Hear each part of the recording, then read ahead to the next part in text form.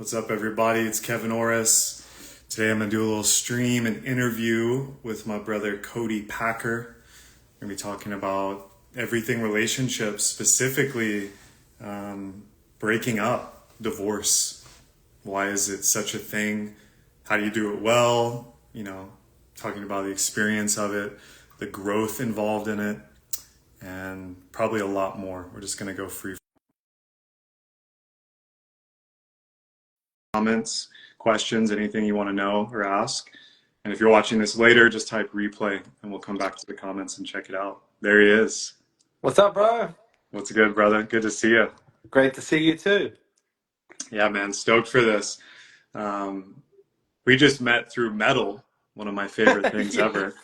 But I've Yeah. also been seeing your content and I'm stoked to, yeah, dive in on your specialty, specifically around breakup, divorce, relationships. And I'd also like to get into some riffing about just like this state of dating in general in 2025 and modern day, and also some of the, let us call it, culture wars around masculine feminine. This stuff Love inspires it. me.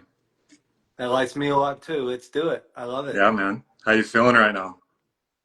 I'm pretty good, man. I've had a good morning, half of the morning to myself and half of the morning serving a client of mine. So it's been beautiful. Yeah. Awesome. For the What people about that you? don't know you, Cody, like what would you describe yourself as? Obviously you're doing some coaching, facilitation. I know you do events, you work with men and or women. I'd love for you to share that. Absolutely, man. So what I currently, yeah, like what currently lights me up is doing a lot of work, particularly in person, like immersion based style with men around using their divorce or breakup or any life transition really as like an initiation into this like new version of man, or I actually call it the transition from boyhood to manhood. Um, that's what was my experience, going through, well, how long ago was that? My divorce was like 8 years ago. And I think men are gifted a very clear opportunity whenever they're going through something like that to like work with it. And, I think men haven't been taught how to move through initiations. They've actually been taught how to avoid them a lot of time or run from them. And so what I teach is a lot of like how can we bring like masculine like direction into that process, as as well as opening our hearts to like having grace and compassion, that like arguably it's one of the most challenging human experiences to go through. But how can we do it anchored in who we truly are, our guiding principles from our hearts, not our minds, so that we can actually grow and evolve from it. So my work looks very different. In the past, it was a lot of one-on-one stuff. Right now, I do a lot of private immersion style stuff. I really love working in person with men and just getting them out of their environments, normally of like a very chaotic home or an empty home, and just out into the wild. Like we do it in Airbnbs, like out of Wimberley and Dripping Springs here, and just The really, best. yeah, disconnect from tech, man, and really just drop into the body, drop into the soul, and really like make space for everything to be released and also alchemized. So then I do a lot of integration work after that, which is done virtually, but the 3 4 days we spend together is like the bulk of like moving the energy and really kind of get into the root. Yeah, man, that's And so I've, cool. I mean, I would definitely say immersions are my favorite and most like results impact ever in terms of 100%. coaching facilitation, even more so than a retreat, or mastermind, because it's private, it's like your own private little container. Yeah. And yeah, I love that you're doing that. I'm actually excited to do some solo and with my beloved here, and Dripping Springs is definitely the place to do it. I mean, I wasn't familiar with your work. I met you through mutual friends, and like I mentioned, metal already put you in my high graces. But I've been looking at your page, and it's quite a niche. I know I've seen a few men that do this, which is weird. I see more men that work with breakup and divorce than women, although I'm sure there's Oh, plenty of women out there I don't yeah. know about. And I can attest personally, I haven't been married, but being in multiple multi-year on the track to marriage relationships, having one Mm, end in cheating, other ones end in drama, yeah. man, like looking back, I've had a lot of pivotal kind of initiation, like fuck around, find out moments that changed everything, but those Yeah. might be the biggest. There's memes going around. I don't know if this is true. Maybe the ladies watching can chime in. I've seen that like for men, if you get divorced or you're in a like a long term relationship, it can actually be more devastating to the male system for variety of Mm. reasons, right? Because women will often, in my experience, move energy pretty quickly. They have a Yeah. lot of emotional release. They might have some kind of support network. Women are willing to talk, hold space. Whereas men might initially be like, all right, fuck it, it's done. I'm going to numb out, move on to another relationship, use alcohol, whatever. But then later, as that man's, system has to calibrate, the kind of like weight comes in, right? And then I can't even imagine if there's, the financials of divorce, kids, Oh yeah. custody. I mean, it's huge, and I'm curious, your insight on why that might be and why it's so hard for men to uncouple in a good way. Yeah, it's a great question, man. And I think honestly, I have noticed some commonalities from the men, from the men's perspectives, but I think a lot of it comes down to like two things. Primarily is obviously whenever you're going through a breakup, divorce means to dissolve. And I always look at it first from the self, right? Where really my biggest divorce when I went through my process was not really divorcing from the woman. It was divorcing from the version of me that like attracted her and created that life. So that was my biggest area to dissolve and break ties with. So most men are very addicted through no fault of their own to that version of themselves that does get their security and their peace externally through love and this identity of being a family man. So that's why most men try and also hold on and put it back together. Like I remember when I was going through my marriage, I spent 8 months trying to piece this back together, even though I was cheated on and she had betrayed me. And it's because two reasons. I wasn't connected to, like my guiding principles. I didn't really know who I was as a man. So I was just looking, to piece things back together because that's where I got my love and security from. It was a big part of it. Um, Now, a lot of men also go the other way, where they go extreme hyper independence and lone wolf, where they don't want any help. Yeah, it's either one or the other. I find out, and men also had this idea that if um, they really express what's really there for them, which is like the deep pain and all that stuff, it becomes a burden to others. And I think that's a thing that like men carry around just very naturally in a lot of things, trying to play that provider role. And a lot of men do that a lot of times from a way that they've been taught, which is, hasn't always been the most, let's say, healthy. And so I think there's just this like passed down like burden to man of like not wanting to make other people's problems like their problems other people's. And there's this kind of burden in that. And so then men tend to lone wolf and just think I have to hold this all. But yeah, the beautiful part of this work that I get to, guide men through and I get to witness is that this beautiful like revelation a lot of men have when they are around the right men and they can open their hearts, that it's met with like unconditional love and support and celebration. And then all of a sudden it creates this like rising from within that then, creates externally too. And then they get new evidence to something that they were not even privy to, like that, oh, men can do this together and actually be more powerful. So Right. yeah. I mean, um this is fascinating to me because I always go ancestral. I'm obsessed with like okay, evolutionary psychology absolutely.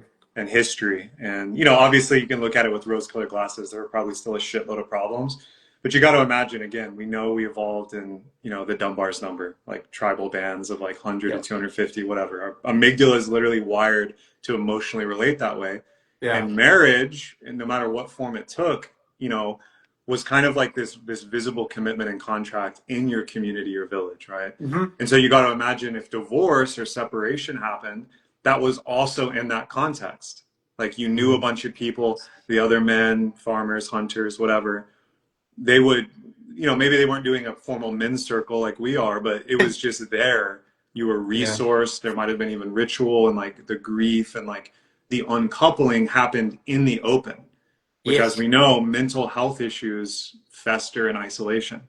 So Hmm. when it's able to air out and the community bears witness, and obviously the men and women are there, that changes everything. And I Mm. think, I see this all the time, doing men's work now for about 10 years. Like, the biggest lie sold to men is the lone wolf hypothesis. Oh yeah. And I can't even 100%. imagine, we're obviously blessed, to be in our generation of the internet and all this stuff.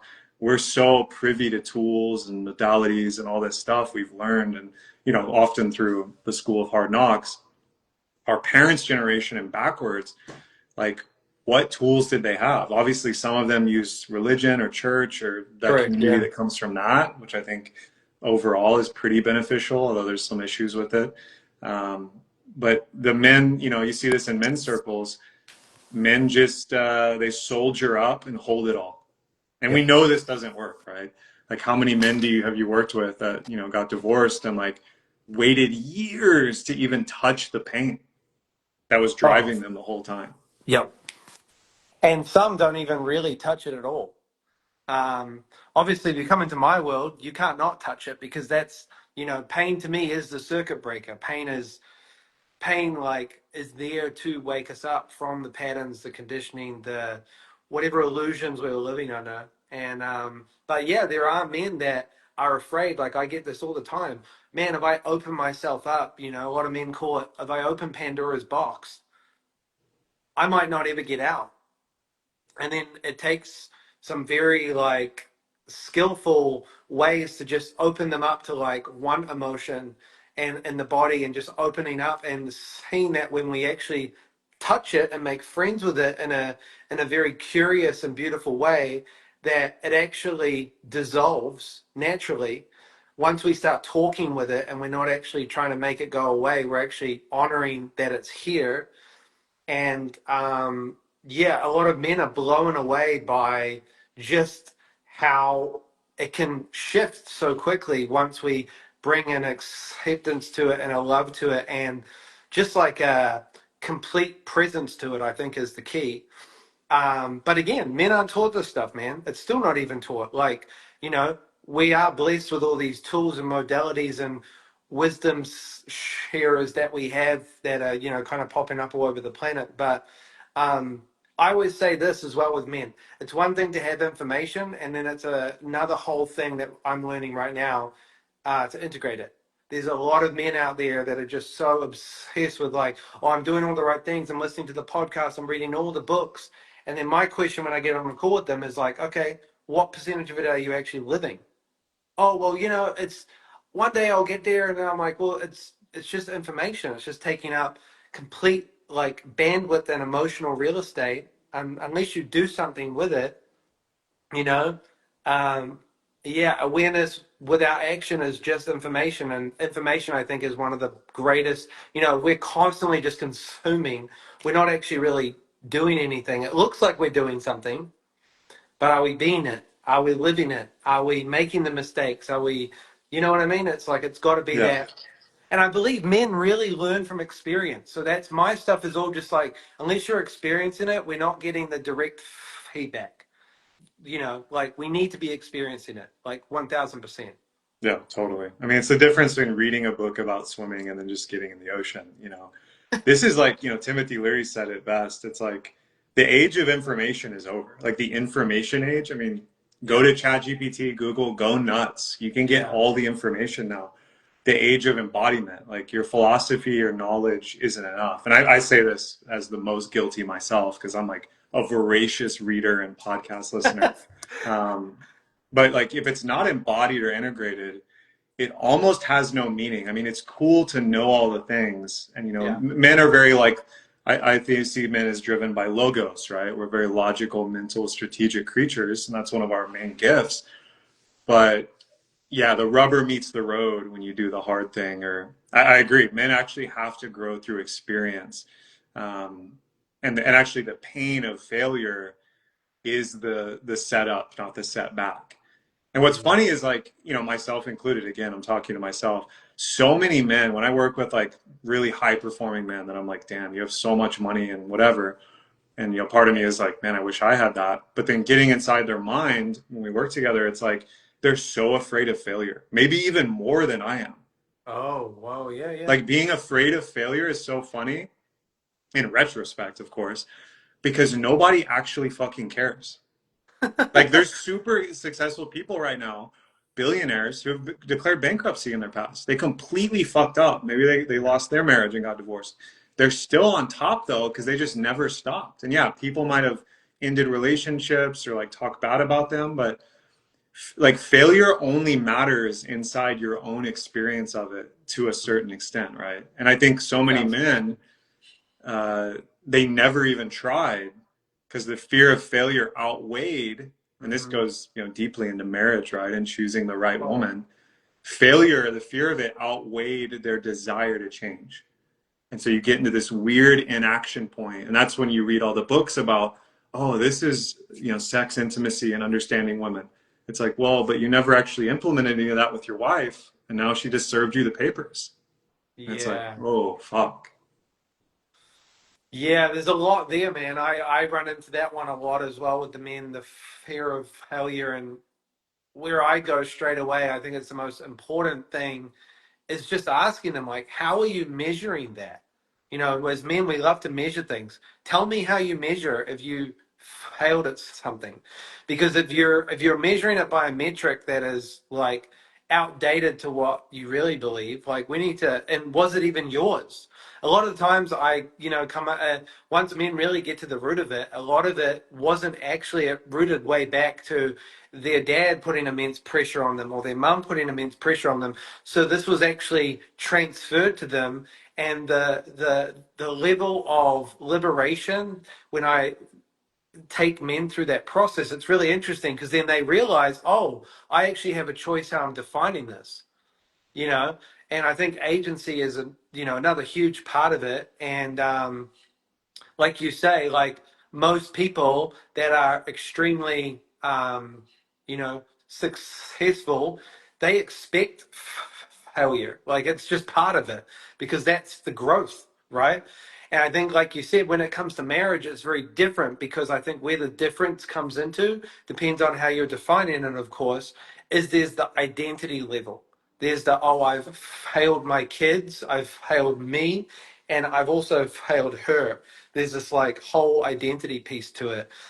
And the where I come back to is like, well, based on that level of consciousness you had, that was the best that was available to you. Obviously you needed the lesson of this more than you actually needed it to work at the time, right? So it's like, okay, how do we meet that with nothing but curiosity? We can be with the pain, we can be with it all. And men are so quick to just kind of write it off as like, well, that's me done. Like this defines me. And I like to create spaciousness because like that's how men grow and don't, there's a commonality I see where men are so quick to condemn themselves, but they give a lot of other people leniency. And I'm like, bro, you've got the skill and the heart of leniency. Give it to yourself. Like, please, like for the love of God. You know what I The mean? hardest thing, man, because a It lot is. of us are our own worst enemy. We have like such high standards, and you're absolutely right. Like one of my favorite things to ask is like, whose voice is saying it? And that's a Yeah, whole rabbit hole if you want to go into like parts work and stuff, because you hear absolutely. the voice, oh, if you don't provide, do XYZ for your wife, for your kids, you're a piece of shit, you're a failure. And it's like, fuck, and you internalize that. Then it's like, wait, that's not even me. And it's not even your dad. That voice is like a psychic echo of generations of men who didn't know how to be with their pain and relationship. It's Mm. pretty crazy. Like, several quotes come to mind. Again, this is my endless reading and absorbing knowledge.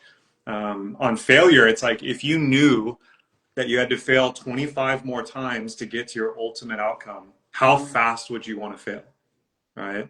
Changes Thousands. Yeah. everything. Now, obviously, in marriage, that's a little different because what does failure mean? Is it a breakdown in communication and intimacy? And then you and your woman, your partner, you like it's not like the marriage ends, it's that your identities or that season of it dies, and then you Mm. get to the next one, and you that's a cycle, that's a seasonal thing. There's no like arrival, it's a process based journey. The other side of it is like, I hear this one all the time, especially on Twitter. I don't know if you ever get on Twitter. There's a huge explosion of interest in like polarity, relationship dynamics, all this stuff in the Yep. coaching world that, I've been inundated with, as I'm sure you are. But the mainstream's actually talking about it a lot right now. Yeah.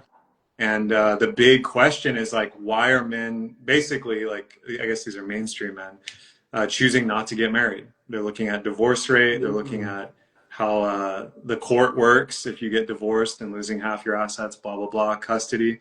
And they're basically like, this is a bad deal.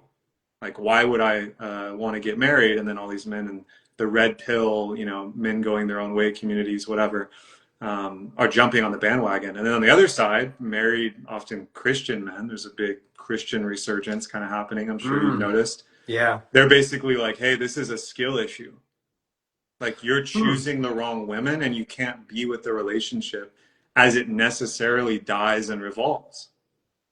Mm.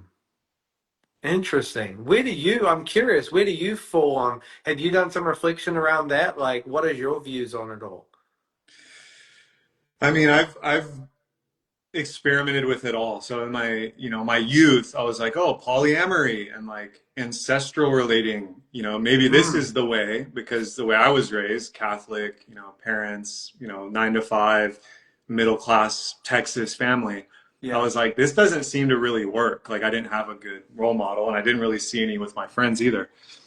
And going down that path, it was like, well, this clearly doesn't work either. This is pure chaos and like fantastical thinking, and the juice wasn't worth the squeeze for me. And I've come all the way back around to thinking monogamy, marriage, like forget the like government contract side of it and the tax breaks. Like that Yeah. stuff is not that interesting to me. Yeah. I really believe one man, one woman, and this goes into, the perennial philosophies of all the ancient religions, including, ancient alchemy, even early Christianity. Yep. Islam maybe talks about this the least, but Hinduism, it's all about the Haros Gamos, which is the divine union. Mm-hmm. And so to me, it just makes sense that if we had more, I mean, this is kind of my ultimate thesis. If we had more men and women who are at a high level of awareness, polarity, healed communication, obviously there's still going to be tons of shit, but they could move their emotions in such a way not to pass on all their trauma and false beliefs to the children, the whole world would change in one generation if that happened at scale. And that scale doesn't mean 100%. Yeah. Evolutionary biology tells us that there's something called punctuated equilibrium burst. You only need 10% of the world to do it to have this like cascading ripple effect. Oh, I believe that for sure. It's insane, right? Like, because how many people do you know or yourself that were truly raised with parents that, obviously no one's perfect, but even with all their traumas, mistakes, they kind of empowered their kids and like leapfrogged them without offloading their stuff that they couldn't carry, right? Mm. Because all this trauma is just going generationally. And it's all happening generationally because it's men and women trying to relate and producing the kids. Yeah. Like this is the human story. We have AI now that's going to go AGI and we can fly to Mars, but we still haven't really figured out mating. Yeah. And basic courting. Yeah, I'd love to hear your thoughts on that. I mean, that went pretty meta, but this is the stuff that gets me fired up when I, think about serving men, helping women, relationship work. That's ultimately where it leads for me because it's not just about have great sex and save your marriage, date well. It's actually about like civilization. Yeah, I think it's a really big one because obviously the way I think I've come to look at it is like everything in life is a relationship. Like every single thing in life is a relationship. Be it with your phone, be it with whatever, objects, people, whatever. It's basically your relationship with different forms of energy and all sorts of things. So like when you say like this, this impacts civilization, it absolutely does. And how we obviously relate, you know, to me, the most important relationship you'll ever have is with yourself because it starts in and then goes out. So, very hard to have what one would consider a divine union or a very beautiful relationship with a woman or a man if your insides are in complete turmoil. But what I love about what you said is the more examples there are of that as it spreads around the planet, the more I think because the crazy thing is that that seed of love is within us all. It just is, and it's just the conditioning and the barriers and the things that have been where we've put and accumulated experiences and everything from our upbringing in life that is just kind of like being thrown. I like to think of it as like jackets and hats and whatever. It's just on top of it. And once we just remove it, it just kind of reveals this greater level of um, love that we can then relate differently to the whole world around us. And then I think that's when things are really going to shift like deep, deep down. And yeah, it's a really interesting one to me because I think what I've observed in uh, a lot of industries, but we can as humans get so caught up in the labels, right? In the actual tangibles, and we kind of forget that it's our responsibility if we want to take it on that way as it all starts within and then goes without, right?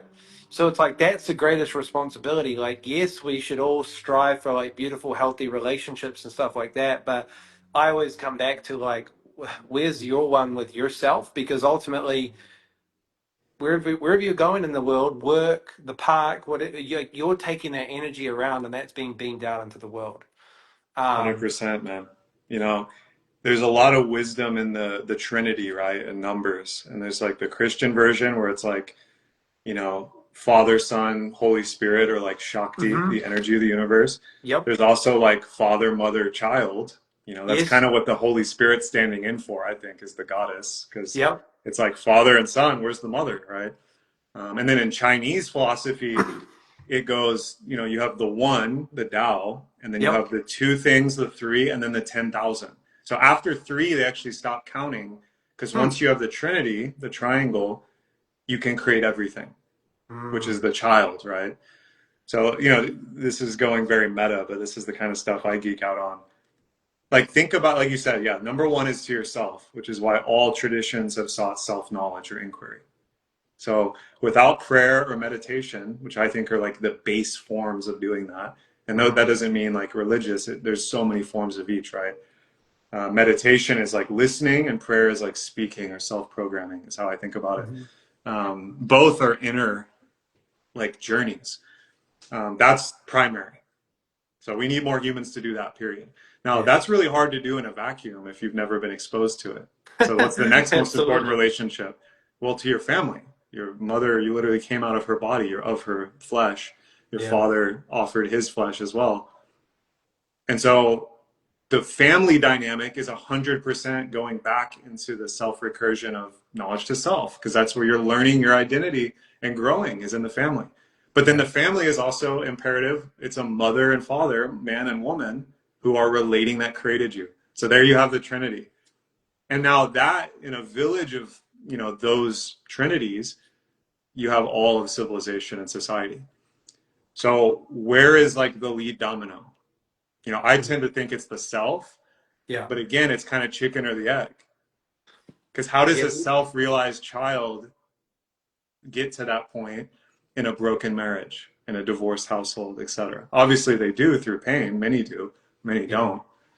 Um, so this is where I think things are headed in culture. I see it as like a new renaissance or a new era that's going to have to happen. Yeah. Obsession with the external is going to get us only so far. Again, AGI, space flight, crazy automation systems that we're going to see in our lifetime. Hey, I'm all for it. That's great. Let's create a material utopia and abundance of energy. I think that's a good thing if we can do it, right? Meanwhile, emotionally, psychologically, spiritually, where are we at? And Yeah. maybe we should put as much effort into that, which brings us full circle to the relationship. for men with themselves. And if you do choose to have a family, get married, Yeah. relationship to the feminine. Absolutely, and it really brings me back to a guy. I won't use his name, but a guy I'm working with at the moment. Um, I was just speaking to him a couple hours ago, actually, and he just, he told me, he's like, man, I've never put this much attention and energy on me. I'm like, tell me more about that. And he's like, well, you're asking me now to like build like routines and want things and like do stuff around just me. And so that I can show up better for others rather than me going to others that's trying to like create this, fulfillment inside me. And he's like, this is crazy that it can be this easy, but it's also like I didn't know that this was even possible. And this guy's like 50 years old, and it's just crazy to me to watch like the opening of like the consciousness of like it doesn't have to be hard, it doesn't have to be that complicated, and a little can go a long way, right? Like, and like this is a man that has had his kids taken away from him. Like, so he's battling a lot of things, and so for him to just pour energy into himself right now is very challenging because that natural primal part of this man is like, well, I don't have my kids around me. Who's protecting them? They're just with the mother. And we've had many conversations about, okay, like, well, where does God come in? Where does your trust, come into this? As well as like knowing that you putting your energy into being the best man and father that you can be, so that you can also lead them out of this potentially and lead yourself back to the mother with really clearness of like, this is what I want, this is what needs to happen. Because like your kids are waiting for that from the dad. It's not going to come from the mother, you know? Yeah. So, yeah, it's been really interesting. And I'm just learning a ton about this, about what different generations of men have and haven't been taught around owning who they are, their wants, their principles, and all of this. Even just like a very basic communion with God or meditation or stillness. He was telling me the other day, yeah, man, the way I got taught to pray was just pray in times of need and take. And I'm like, you think about that as, where do you do that in other relationships? And he's like, oh boy, I didn't even realize that. I was like, it's the same thing. This is how the world operates. They operate on taking energy when and wanting to play God of saying like, hey, God, I want you to do this. I'm in pain. I don't like it. I want, get me out of discomfort rather than give me the strength to move through this so that I can grow and evolve as a man based on your highest path for me.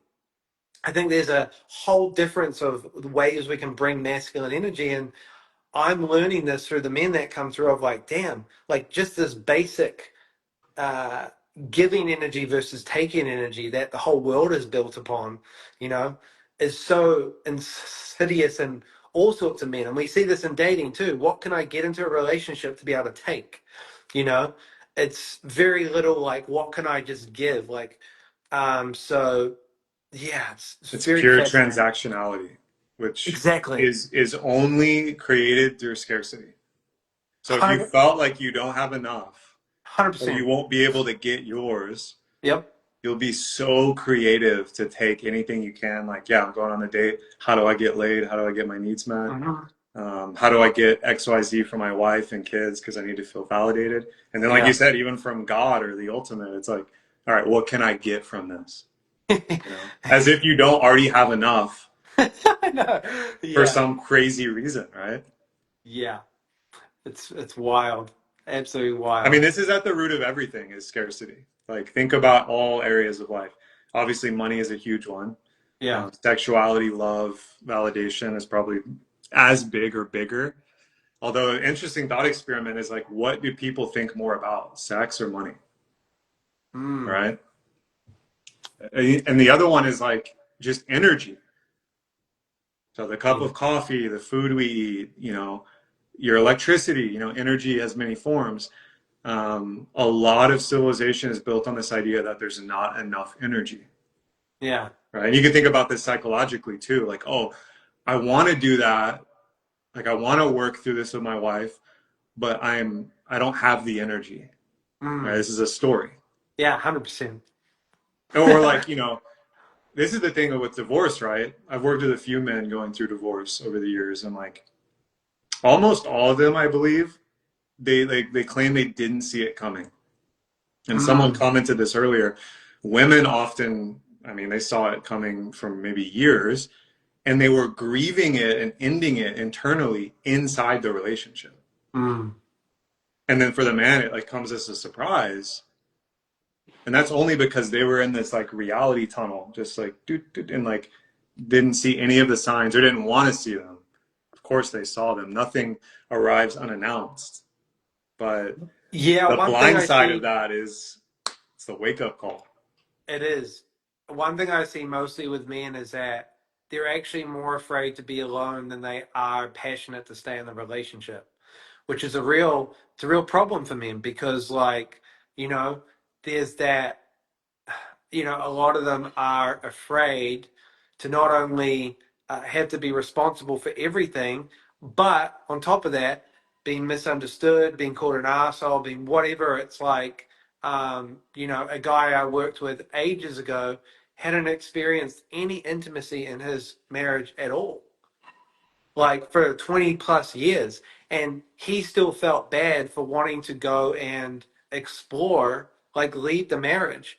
And I'm like, yeah, man, it's like it's men are so often doing things from that fear and letting that run it rather than just like listening to what the actual desire is or the want or and it's like obviously, there's labels thrown around, nice guys and all that stuff.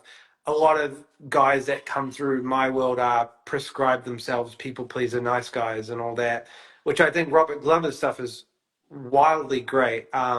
But one thing that has been common that I've noticed is that these men that were a lot raised by women, they've been learnt to, they've told themselves a story that if I have desires or wants or needs, that no one is basically going to love me because I'm going to be needy or too much and all this stuff. And it's this weird, like, feminine, kind of dichotomy, which you hear women talk about a lot of the time too.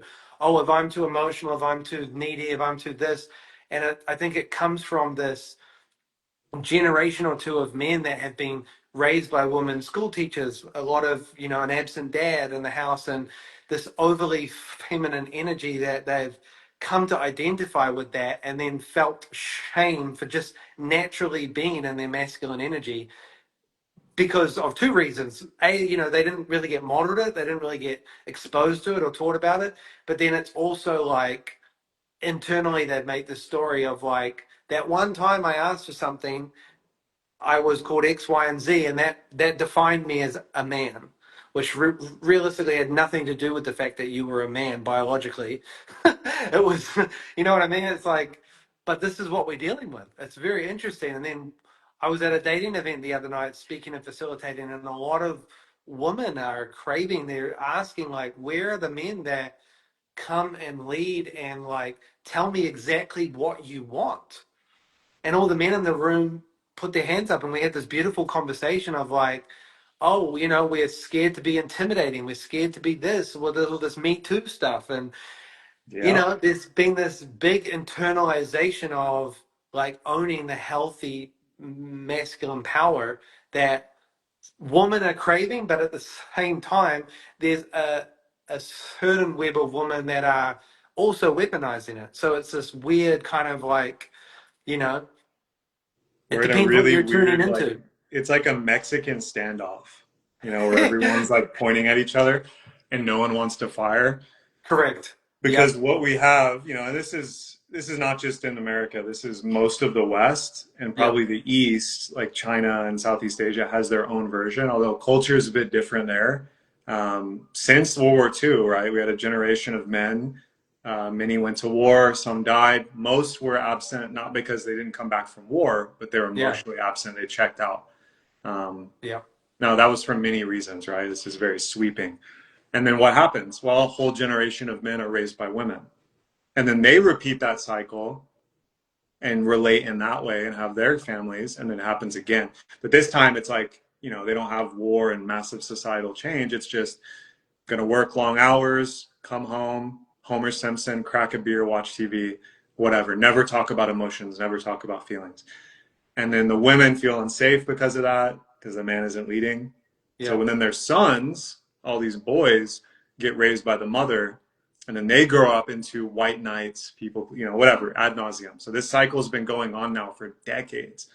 Now we get to this point where, I mean, yeah, the trauma of the feminine and like sexual assault, sexual abuse, I don't want to undersell it because it's Sounds, it's yeah. huge, and like It is. it's terrible. Like most men, I mean, hopefully most men know, but 1 in 3 women, right? Some form of sexual assault. So the most of the women in your life, you may not even know, had an Yeah. experience like that. That's terrible. So Me Too is actually, it's good in the fact that like we need to talk about this, because why is this happening Absolutely. so much? Like this is not Absolutely. good, and Yeah. we need to move through and heal this. And the cult mob mentality, just they went too crazy with this, and it's become a witch hunt. Because I have the same thing. Every event I've ever done, I did like multiple tantric speed dating here in Austin. I've done them in Costa Rica. I've done them in Bali. Every single time, the majority of the men said this. They're like, well, yeah, I wanted to, just claim you and go in with desire, but I'm afraid of being seen as a predator or too much or not received. Like a lot of times it's not that like they think they're going to get me too'd. It's that Yeah. rejection Correct. is Yeah. Yeah. as Absolutely. painful as that, right? But the Me Yeah. Too is used as the excuse. Yeah. Meanwhile, all the women are like, please God, lead and claim, and like, obviously consensually and with attunement, but all these women are craving it. And I always tell men, like, all you have to do is put in 1% more effort on this front, and like lead from the front, go first, initiate the date, initiate intimacy, and you're ahead of like 50% of the curve. Like that's Yeah. how the math works right now. Exactly. You're right. That 1% equates. Yeah. Yeah. Absolutely. It is wild though, like, we can start to wind down here.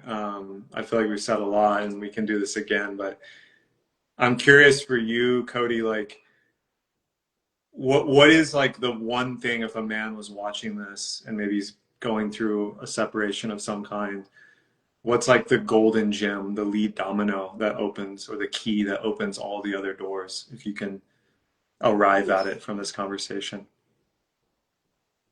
Yeah. I think if a man is going through a breakup or some sort of, yeah, any sort of separation, I would always start with this and just ask yourself what what version of me, take it away from the other person, like why is this in my movie, and what is this trying to reveal to me about myself, like what is this asking me to look at.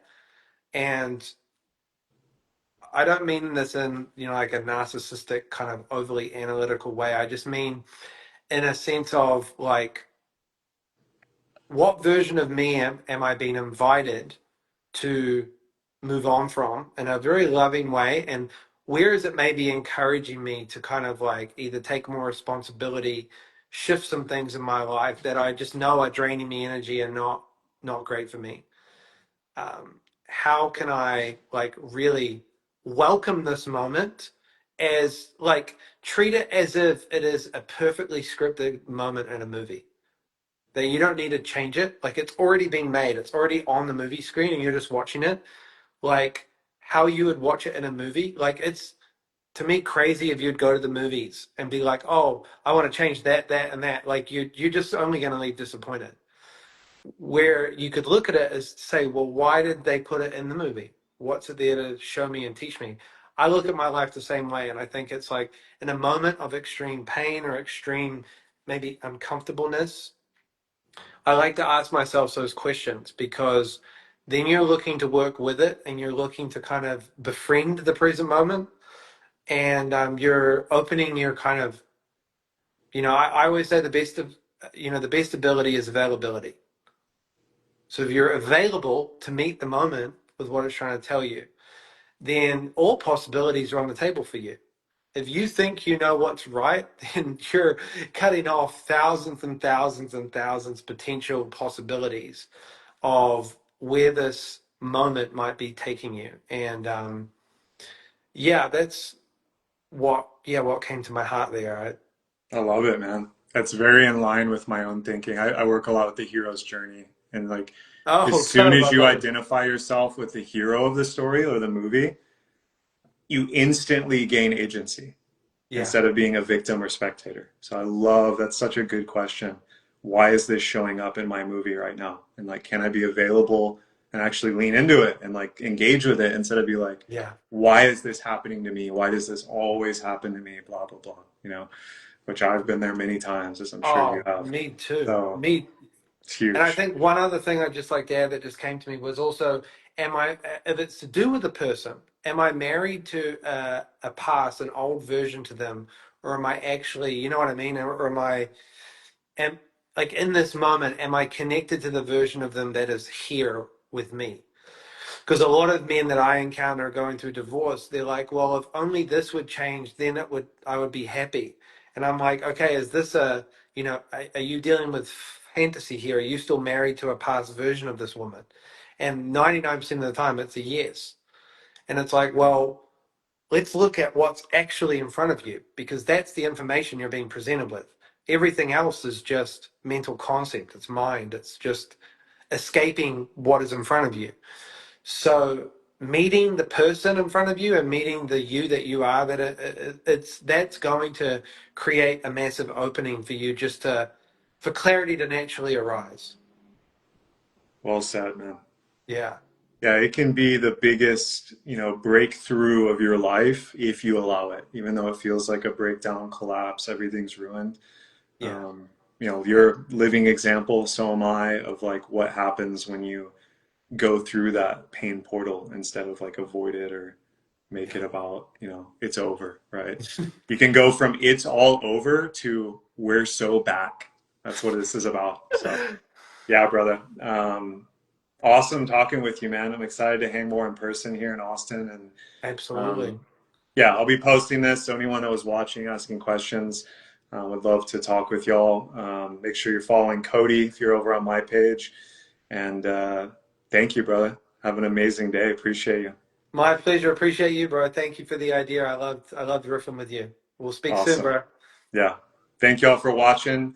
Tag someone that needs to hear this or share this video if you got something and felt it. See y'all soon.